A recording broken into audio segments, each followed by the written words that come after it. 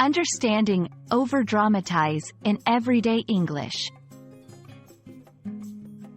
Hello everyone, and welcome to our English language learning series. Today, we're diving into a fascinating phrase, overdramatize. This word can be a game changer in understanding English literature, movies, and everyday conversation. Let's unravel its meaning and usage together. Overdramatize is a verb that combines over, meaning too much, and dramatize, meaning to make something more dramatic or theatrical than necessary. When someone overdramatizes, they are exaggerating the importance, seriousness, or emotion of a situation.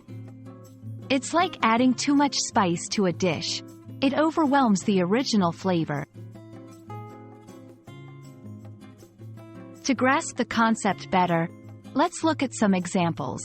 1. In personal relationships, he always overdramatizes his problems. A small disagreement seems like a huge fight to him. 2. In media and news, sometimes, news channels overdramatize events to grab viewers' attention. 3. In literature and drama, Shakespeare often overdramatizes emotions to create dramatic tension. Using overdramatize correctly involves recognizing situations where emotions or events are being exaggerated. It's not always negative. Sometimes, overdramatizing can be used for humor or satire. For example, she overdramatized her exit from the room, pretending to be a movie star.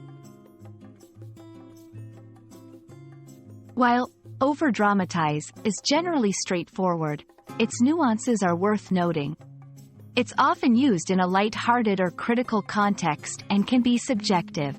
What seems overdramatized to one person might seem appropriate to another. And that's a wrap on overdramatize. Remember, this word is all about exaggerating for effect, whether in seriousness, emotion, or drama. We hope this video helps you understand and use overdramatize confidently in your English conversations. Happy learning, and see you in our next video.